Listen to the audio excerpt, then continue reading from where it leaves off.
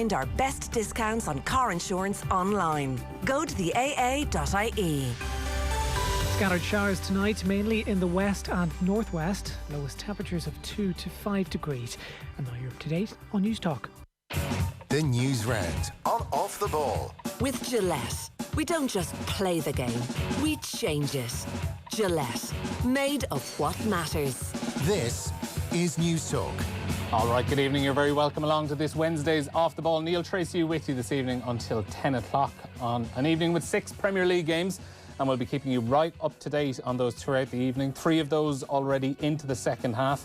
At the moment, Arsenal 1-0 down against Southampton. Theo Walcott scoring for the Saints. As things stand, they are on course to go top of the table, but it'll probably only be for a couple of hours with Liverpool and Spurs playing later. Leeds and Newcastle 1-1 at the moment. Jeff Hendrick was on the score sheet for Newcastle in the first half, and Everton 1-0 up away to Leicester as well. All of those games just getting underway in the second half. As we mentioned as well, the big game of the night, Liverpool against Spurs, that is at 8 o'clock. The champions against the leaders. Rob Daly is going to join us to look ahead to that game at around 7:20. Ronan O'Gara will be with us live for Wednesday night rugby at 8 o'clock. His La Rochelle side had an away win against Edinburgh in the Champions Cup on Saturday. We'll speak about the 2 cancelled games this coming weekend after a COVID outbreak in Exeter. And we'll speak about Munster's Ben Healy as well. Speculation about his future now ramping up even more after Danny Cipriani leaving Gloucester caused a bit of a butterfly effect.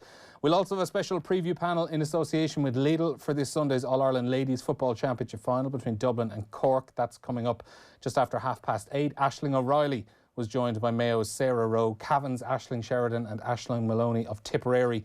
You can catch the full show of that, the full podcast as well, on the OTB Sports app. And then coming up from 9 o'clock, we'll make a check-in on La Liga with Dermot Corrigan and run through all the Premier League talking points with Shane Keegan as well. Get your texts into us throughout the evening, 53106, and you can tweet us at Off the Ball as well. First up tonight, though, as usual, it's the News Round with Richie McCormack. Richie, good evening. How are you, Neil? You well? I'm not too bad at all, Richie. I'm not too bad. I might just kick things off by telling everybody.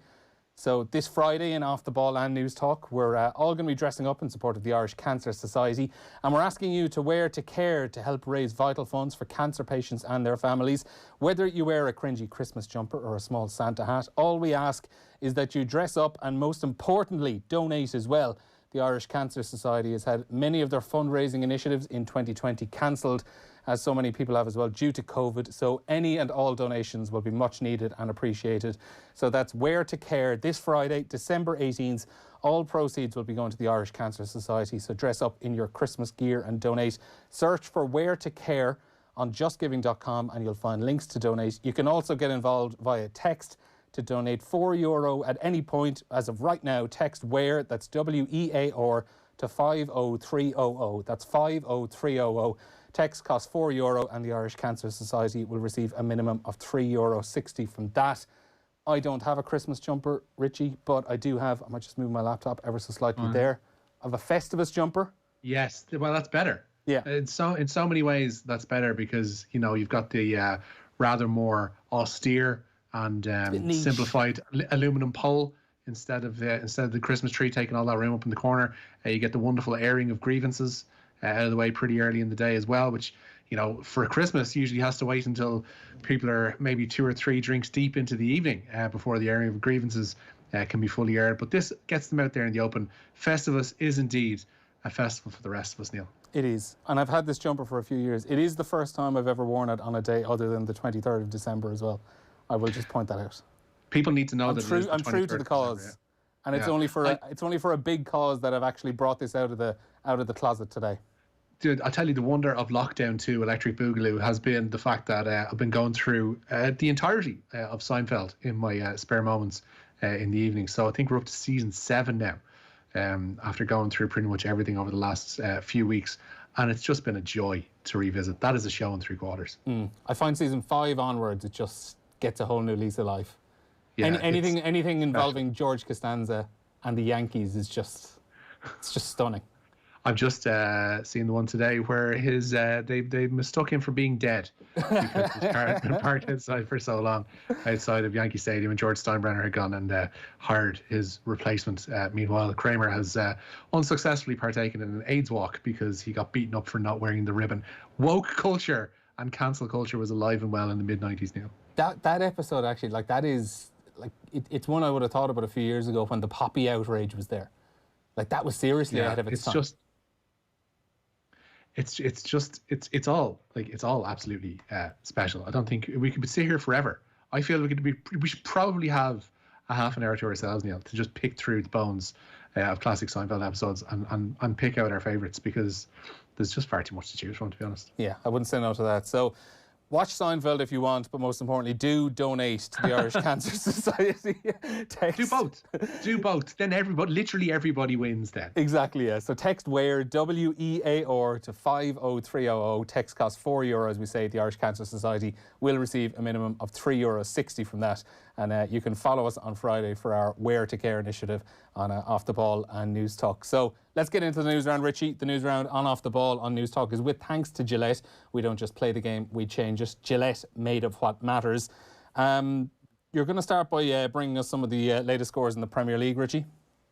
Yeah, busy night in the Premier League. 6 games down for decision, 3 of which kicked off at 6 o'clock. Arsenal's miserable season is continuing. They're currently 1-0 down to Southampton, 52 minutes on the clock at the Emirates. And it's Theo Walcott who's gotten the goal against his former side for the Saints tonight. That, as you mentioned, Neil, will put Southampton temporarily, at least, top of the pile. At Ellen Road, it's Leeds 1, Newcastle 1. Jeff Hendrick put Newcastle ahead, but Patrick Bamford headed Leeds level before half-time. 1-1 it remains there. And Everton are currently 1-0 to the good away to Leicester. Richarlison scored that goal for Everton tonight after 21 minutes. Top of the table is up for grabs this evening at Anfield, where Liverpool entertained Tottenham from 8. Gary Breen was on this morning's OTB AM, and he was discussing how the Spurs defence could well influence tonight's match.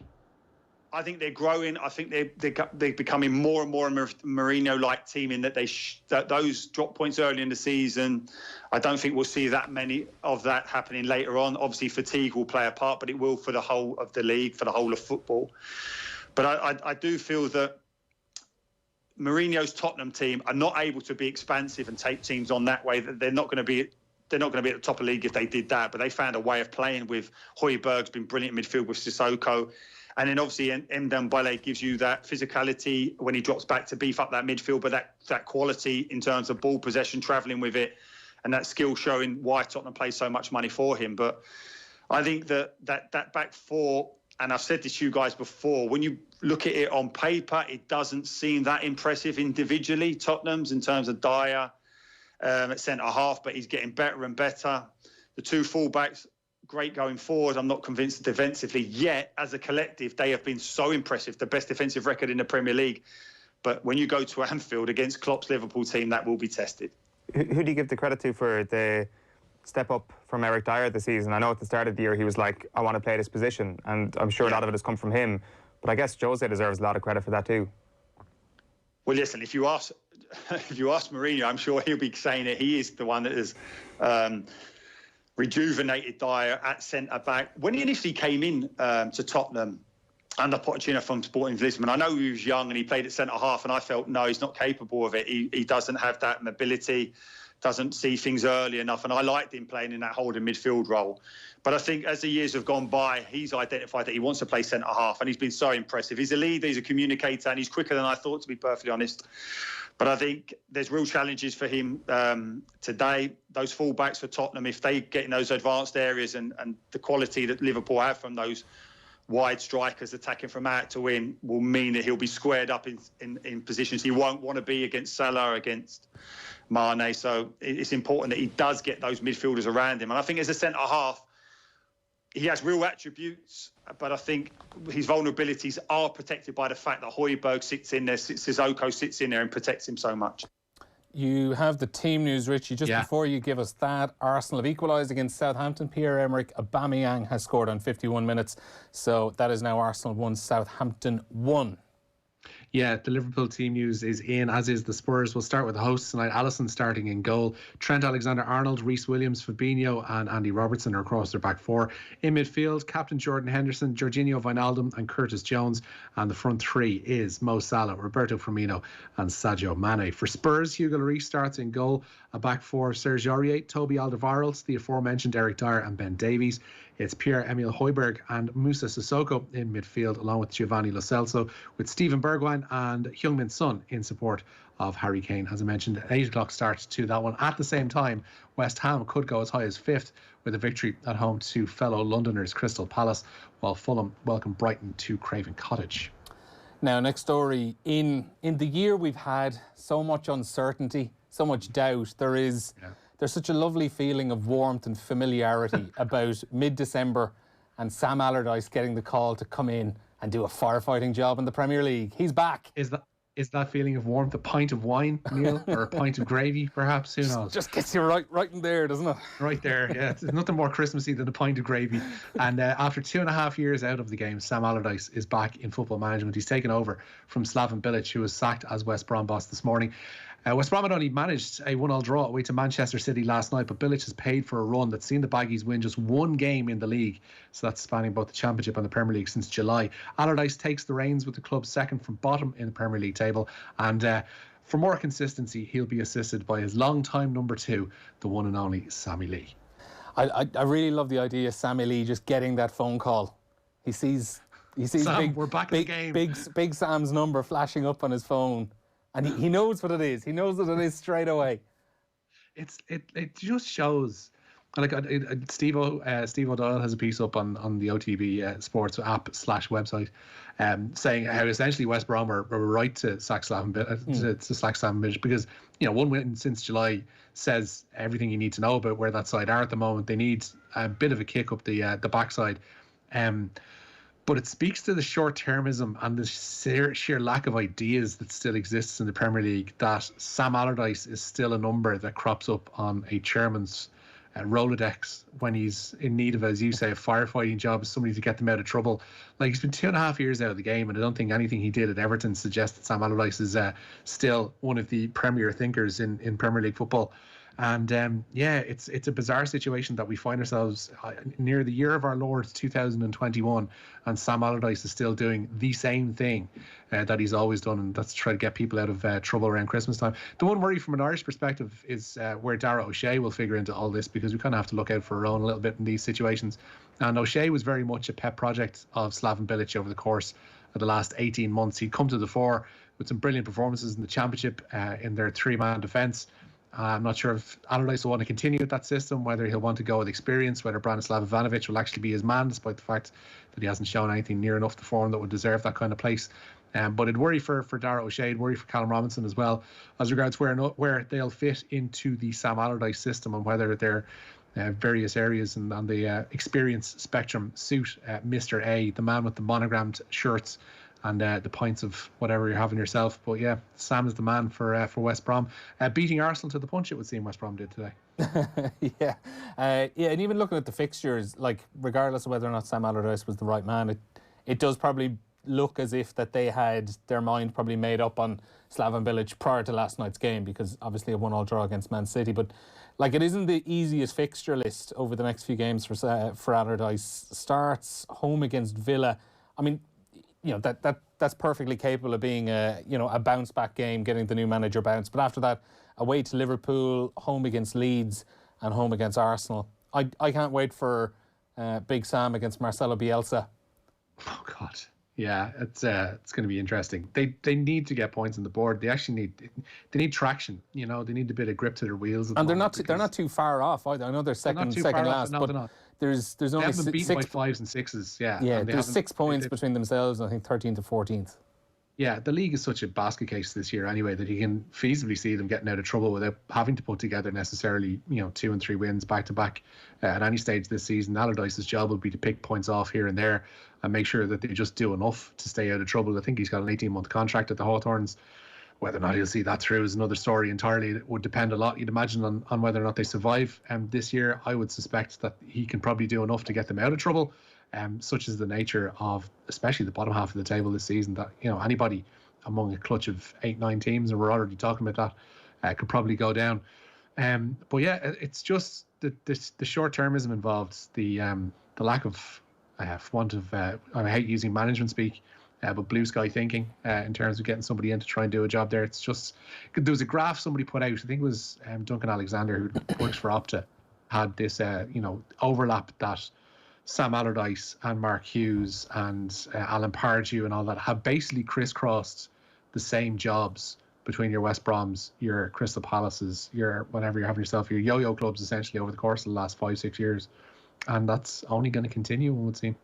Yeah, seems like it probably will. Anytime someone is down there and in a bit of trouble, someone with a track record like that, it's the easy option. Big Sam. Exactly. Yeah. Oh, and we just have Leeds have just gone 2-1 up against Newcastle, and it looks like Rodrigo has just headed into the bottom corner.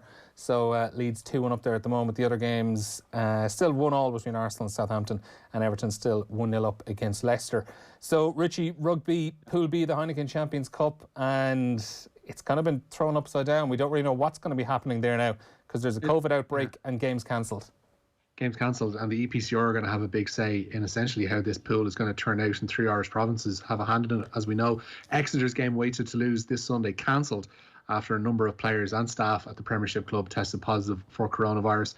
Glasgow's game with Lyon this weekend also off. The Scottish team have been forced to isolate as per Scottish government rules, having played Exeter last week. The EPCR are going to decide on the results of those affected games in due course. As I say, Ulster, Munster and Connacht are all in Pool B as well. Ulster, you'd suppose, having the majority stake in the concern because they are in that little tranche of teams that involves Exeter and Toulouse, having played the French side last week and going up against Gloucester this weekend. But it's not good in terms of the Pro 14, the Champions Cup, when you consider how that Pool B in the Autumn Nations Cup finished up, because Fiji essentially couldn't fulfil any of the fixtures, and all 3 sides that they were due to play all got 5-point victories, so they all got bonus point wins for not even running out onto the pitch. Yeah, I really don't envy the EPCR now having to figure out how to divvy up these points, because like even 2 of those teams, Lyon and Exeter are 2 of those teams. They are the top 2 as things stand due to their points difference, having dished out a couple of hammerings. Glasgow, okay, they're bottom at the moment, but like you look at Munster and Claremont, all of a sudden that game looks like it's going to be absolutely even more crucial than it probably already was, if you consider that the likes of Lyon or Exeter, they might have to share 2 points apiece for these games, and Toulouse as well. All 3 of those teams having 1 bonus points on the opening round as well. So that's going to be a really tricky situation over the next few days and weeks. The EPCR haven't really said yet when they are going to make a decision on it. The statement from Exeter says the EPCR will convene match resolution committees to determine the results of the cancelled matches, and decisions of the committees will be communicated as soon as practicable. So we're going to have to wait and see on that one. We might ask Ronan O'Gara about it as well. He's coming up on Wednesday Night Rugby just after 8 o'clock. So Shamrock Rovers as well then, Richie? Shamrock Rovers, I should say. Have Rovers. Yeah, busy in the transfer market, to say. Their 3rd and 4th signings of the week. Republic of Ireland under-21 midfielder Danny Mandrew has joined from their first Dublin rivals Bohemians. Well, Sean Gannon returns to the club where he started his career. He's spent the last 7 successful seasons at Dundalk, winning 5 league titles and a trio of FAI Cups, the most recent of which, of course, came against Rovers a couple of weeks ago at the Aviva Stadium. They joined Sean Hoare and Chris McCann in Stephen Bradley's squad for next season. They are, of course, anticipating that Jack Byrne will probably not be part of that squad next year, hence the signing of Mandrew. And Richard, we're running out of time here, so I might just get you to pick out a couple more stories. News on concussion subs in soccer, and also what's happened at the darts today. The concussion subs, in terms of their trials, they will begin in the new year. The idea has been approved by the sports lawmakers IFAB. Pilots will be introduced in the men's and women's FA Cup at the earliest opportunity, while the extra subs will also be used in the Women's Super League and Championship. The proposal is likely to be discussed at tomorrow's meeting of Premier League clubs. And that news comes on the same day that former Tottenham defender Jan Vertonghen revealed he played with dizziness and headaches for 9 months. It came after he suffered a head injury in the first leg of their Champions League semi-final with Ajax. That was back in April of 2019. He returned to the pitch after treatment, but was quickly substituted after being unsteady on his feet. Vertonghen says it wasn't until he had 2 months rest during lockdown that things actually improved for him there. As you mentioned, Neil, Willie O'Connor has set up an all-Irish second-round tie at the PDC World Darts Championship. The Limerick man beat Neil Zonneveld 3-0 this afternoon. The Magpie will face Derry's Darryl Gurney in an all-Irish affair tomorrow afternoon at Alexander Palace. Chris Dobie had to dig deep, coming from 2-0 down to beat Keane Barry's conqueror Jeff Smith today. There are also wins for Ross Smith and Ryan Joyce over David Evans and Karol Sedlacek, respectively. This evening, 4-time women's BDO champion Lisa Ashton goes up against Adam Hunt, while Glenn Durant takes on Diogo Portela, the qualifier from the first round of Brazil. All right, Richie, thanks a million. We'll speak to you again soon. Cheers, Neil. So that is the news round. Just to bring you up to date as well, we have another goal at Elland Road, Leeds 2, Newcastle 2 now, and it's another Irish scorer for Newcastle. Kieran Clark heading into the bottom corner after Jeff Hendrick had given Newcastle the lead in the opening half. Text in here from Michael and Tala while we were speaking about Sam Allardyce. Ralph Hasenhüttl is the prime example of how long-term thinking can take you to the next level. Southampton hardly have had much more money than West Brom and could have gone for someone like Big Sam, but chose not to. Now look at them, says Michael and Tala. Pretty good point, especially when you consider that Southampton are right up there, and as things stand, up around the top of the table. They're 1-1 against Arsenal at the moment, and Arsenal have just had a red card actually as well in that game. Gabriel, I think it is, who Gabriel has got sent off. Yeah, he got a second yellow, and that follows Granit Xhaka's red card as well at the weekend. The other game going on this evening, Everton still 1-0 up on Leicester City, 64 minutes played. And coming up at 8 then is Liverpool against Spurs. We will be speaking to Rob Daly of Tottenham Hotspur FC, or Tottenham Hotspur TV, after the break. The news round on Off the Ball. With Gillette, we don't just play the game, we